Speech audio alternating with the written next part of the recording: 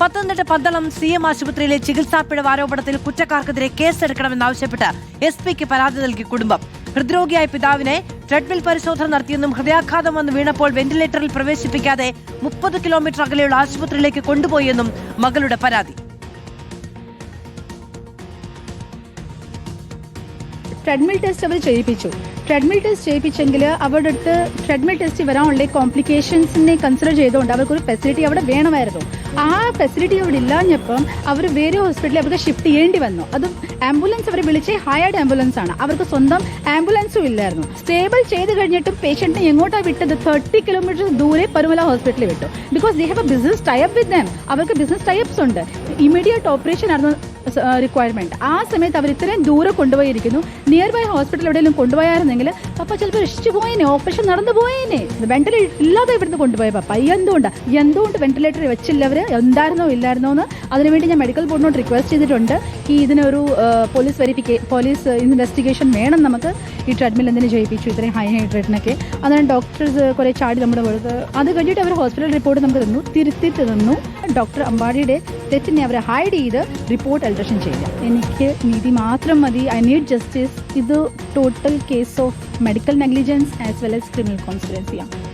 പ്രവീൺ പുരുഷോത്തമൻ വിവരങ്ങളുമായി ചേരുകയാണ്. പ്രവീൺ, ആരോഗ്യസ്ഥിതി എന്താണെന്ന് നോക്കാതെ ട്രെഡ്മിൽ പരിശോധന നടത്തി ഹൃദയാഘാതം വന്നപ്പോൾ അവിടെ ശസ്ത്രക്രിയ നടത്താതെ തൊട്ടടുത്തുള്ള ആശുപത്രികളിലേക്ക് കൊണ്ടുപോവുകയോ ചെയ്യാതെ 10-30 കിലോമീറ്റർ അപ്പുറത്തേക്ക് കൊണ്ടുപോയി. ഈ കാരണങ്ങൾ ഉന്നയിച്ചുകൊണ്ടാണ് ഇപ്പോൾ പരാതി നൽകിയിരിക്കുന്നത് കുടുംബം.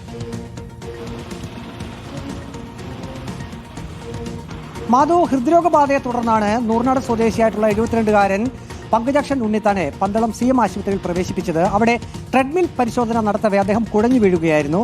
ഉടൻ തന്നെ ആംബുലൻസ് എത്തിച്ച് അവിടെ നിന്നും പരുമലയിലെ സ്വകാര്യ ആശുപത്രിയിലേക്ക് അദ്ദേഹത്തെ മാറ്റി. അവിടെ വെച്ച് മരണം സംഭവിക്കുകയായിരുന്നു. ഇപ്പോൾ ഈ വിഷയത്തിലാണ് മകൾ DMOയ്ക്കും ഒപ്പം പത്തനംതിട്ട ജില്ലാ പോലീസ് മേധാവിക്കും പരാതി നൽകിയിരിക്കുന്നത്. അവർ പ്രധാനമായും ആരോപിക്കുന്ന ഒരു കാര്യം എന്നുള്ളത് 72 വയസ്സ് പ്രായമുള്ള തൻ്റെ പിതാവിന് അത്രയും പ്രായമുണ്ട്. അപ്പോൾ ട്രെഡ്മിൽ പരിശോധന എന്തിനു നടത്തി? ട്രെഡ്മിൽ പരിശോധന നടത്തിയപ്പോൾ ഒരു ഡോക്ടറുടെ സാന്നിധ്യം അവിടെ ഇല്ലായിരുന്നു.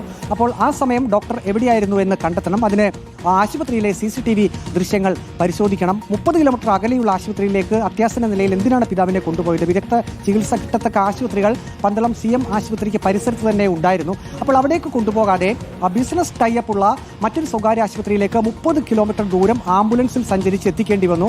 അതുകൊണ്ടൊക്കെയാണ് ആ പിതാവിന്റെ ജീവൻ നഷ്ടമായതെന്ന് മകൾ പറയുന്നു. അതേസമയം ആശുപത്രി അധികൃതർ പറയുന്നത് ഈ ട്രെഡ്മിൽ പരിശോധന നടത്തുന്നതിന് മുമ്പ് ഈ പങ്കജാക്ഷൻ ഉണ്ണിത്താന് പ്രത്യേകിച്ച് ആരോഗ്യ പ്രശ്നങ്ങളൊന്നും കണ്ടിരുന്നില്ല. അതുകൊണ്ടാണ് ട്രെഡ്മിൽ പരിശോധന നടത്തിയത്. ചികിത്സാ പിഴവ് സംഭവിച്ചിട്ടില്ല എന്ന് പന്തളം CM ആശുപത്രി അധികൃതരും പറയുന്നു. കഴിഞ്ഞ ദിവസം DMO ഓഫീസിലെത്തി മകൾ വിശദമായിട്ടുള്ള മൊഴി നൽകിയിട്ടുണ്ട്, കൃത്യമായിട്ടുള്ള പരാതിയും നൽകിയിട്ടുണ്ട്. ഇപ്പോൾ പോലീസ് അന്വേഷണം കൂടി ഇക്കാര്യത്തിൽ വേണം എന്നുള്ളതാണ് മകളുടെ ആവശ്യം. ഇക്കാര്യം സൂചിപ്പിച്ചുകൊണ്ട് പത്തനംതിട്ട ജില്ലാ പോലീസ് മേധാവിക്കും ഇപ്പോൾ മകൾ പരാതി നൽകിയിട്ടുണ്ട്. മാധു, പ്രവീൺ പുരുഷോത്തമനാണ് വിവരങ്ങൾ നൽകിയത്. ട്രെഡ്മിൽ പരിശോധന നടത്തി എന്നുള്ളതാണ് ഈ കുടുംബം പറയുന്നത്. അതിന് ആവശ്യമായത് എന്തെങ്കിലും പിഴവുണ്ടായാൽ പരിഹരിക്കാൻ ആവശ്യമായ സാങ്കേതിക സംവിധാനങ്ങൾ ആശുപത്രിക്ക് ഇല്ല എന്നതുകൂടി അവർ ആരോപണമായി ഉന്നയിക്കുന്നു.